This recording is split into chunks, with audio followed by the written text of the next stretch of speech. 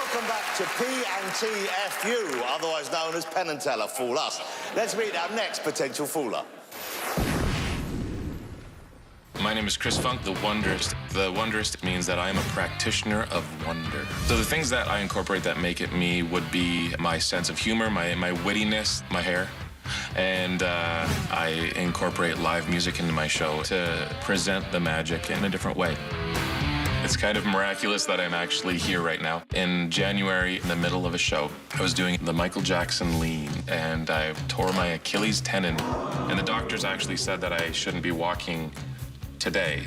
That moment terrified me. Well, I had the mindset that I'm walking. I'm gonna suck it up and I'm gonna figure it out. And I've been walking for about 3-4 weeks now, just in time to make it on the show.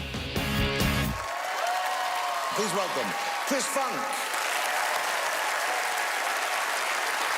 Thank you, thank you.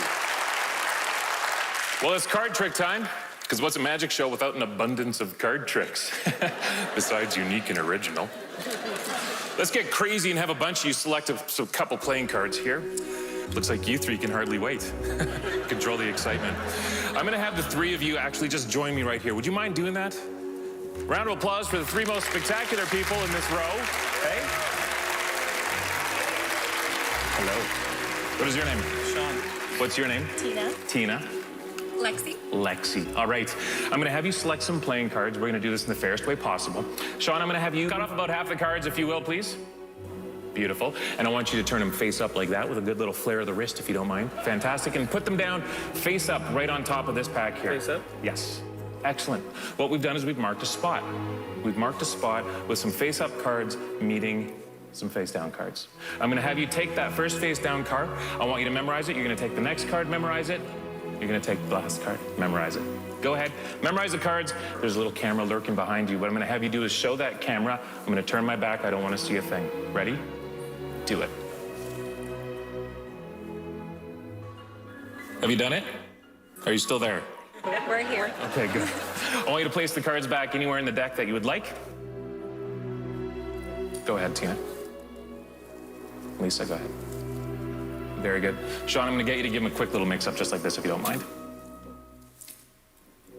Beautiful. Round of applause. And take your seat. Didn't always know I was going to be a magician. No, I thought I was going to be a musician. Let me rephrase that. I was told I was going to be a musician. Anyone feeling my pain? Anyone? A couple of you? Yeah. Parents broke the news to me at the age of 6 when they told me I'd be taking music lessons on the violin. Pretty awesome. Anyways, I'd always wondered what it would have been like if I'd combined my love of music with my love of magic. Well, now is the time, and this is the place. I learned that music was powerful. Music had the ability to move hearts, minds, booty, and this evening, playing cards. Starting with you, sir. I'd like you to name the card that you selected out loud for everyone to hear. 4 of spades. 4 of spades. All right. It's a small number, a little number, a fun number. Sounds like a job for Mozart. We're going to play Name That Tune. Get your phones out and Shazam it.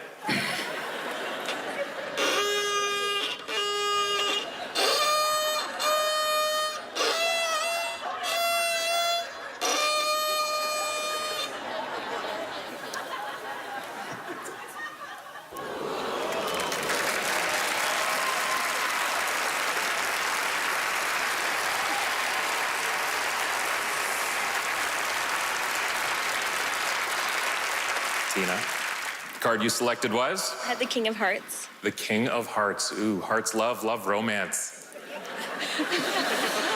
Penn, I'd like you to name a composer, anyone at all. Scott Bach? Joplin. Perfect. Let's do something with Bach. Teller, what I need you to do is name a song by Bach. Beret in D major? I couldn't have picked a better one myself. Good choice, my friend. Beret in D major by Bach. King of Hearts. Romance.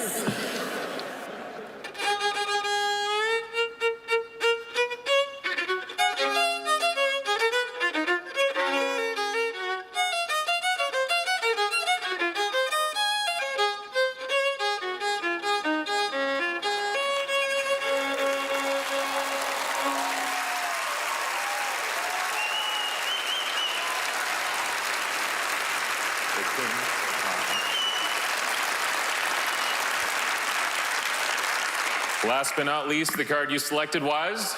Ace of spades. Ace of spades. Ooh, nice. We got to do something special for the most special card in the deck.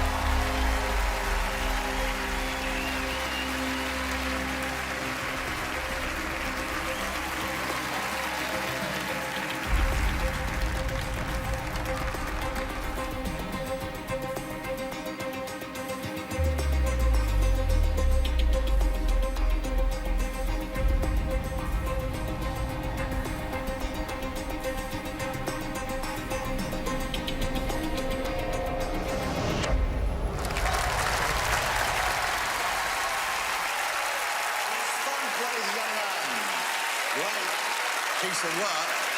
This one. Awesome. So Penn and Teller are going to chat to each other, see if they know what's going on. First of all, we can't start without talking about your magnificent pompadour up there. Thank you. Did you want to try it on? It's fantastic. Where do you look for inspiration? When you're developing something like this, when you're working on a new illusion, what inspires you? I try to look for my inspiration in the most unusual places possible. So it could be the way I see someone dressed one day might spark an idea in my head, or a song that I listen to on repeat might just make me think differently about a concept.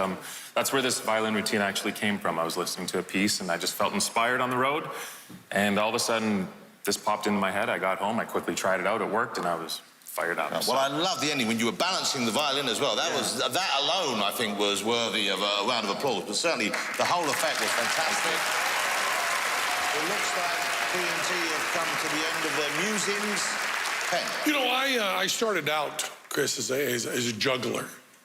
And there was a time when we went on Broadway that my father came to see the show, and there's no juggling in the show.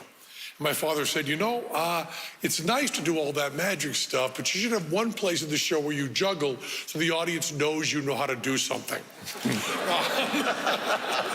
It is so wonderful that you can really play the violin. Thank you. It's great to see someone who could really do something in all this. What a nice routine.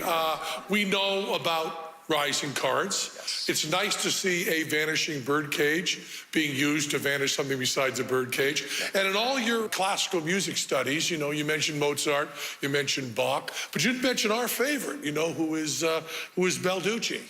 Does that ring any bells with you? One or two. Okay. Or perhaps 1, 2, or 3, yeah. Yes. So I think we have a pretty good idea how you did it. Beautifully done. Can we tell you enough on that?